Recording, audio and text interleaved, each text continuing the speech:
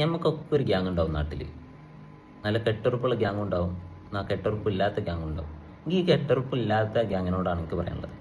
ഇസ്ലാമിൽ ബദർ എന്ന യുദ്ധം ഉണ്ടായിന്. നബി സല്ലല്ലാഹു അലൈഹി വസല്ലമ കാലത്താണ് ഇസ്ലാമിലെ ആദ്യത്തെ യുദ്ധമായ ബദർ എന്ന യുദ്ധം ഇസ്ലാമിലുണ്ടായത്. ശേഷം ഈ യുദ്ധത്തിന് പങ്കെടുത്തത് 313 ആളുകൾ മാത്രമാണ്. എന്നാൽ ശത്രു സൈന്യം 1000-ൽ പരം ആൾക്കാരുണ്ട്. ഈ യുദ്ധം ജയിച്ചത് 313 അംഗങ്ങളായ ഇസ്ലാമിക പൗരന്മാരാണ്, അതായത് മുസ്ലിം പൗരന്മാരാണ് ഈ യുദ്ധത്തിൽ ജയിച്ചത്. കാരണം ചരിത്രം താളുകളിൽ കുറേ ആയിട്ട് പറയുന്നുണ്ട് ഈ യുദ്ധം ജയിക്കാനുള്ള കാരണം എന്താണ്, എങ്ങനെയാണ് എന്നൊക്കെ. അപ്പോൾ ആ പവിത്രമാക്കപ്പെട്ട ദിവസം നാളെയാണ് വരുന്നത്. അപ്പോൾ പറഞ്ഞു വെക്കുന്നത്, നമ്മൾ ഈ അംഗബലം കുറഞ്ഞതുകൊണ്ടും മാത്രം നമ്മൾ വിഷമിക്കേണ്ട ഒരു കാര്യമില്ല. നമുക്ക് പിന്താങ്ങായി പഠിച്ചവന് ഏത് വൈക്കുവാണെങ്കിലും തരും. അപ്പോൾ ആ ബദർ യുദ്ധത്തിൽ ഷഹീദായവർ 14 ആൾക്കാർ മാത്രമാണ് മുസ്ലിം ഭാഗത്തു നിന്ന്. എന്നാൽ ശത്രു സൈന്യത്തിൽ നിന്ന് 70 ആളുകൾ കൊല്ലപ്പെടുകയും 70 ആളുകൾ തടവിലാകുകയും ചെയ്തു.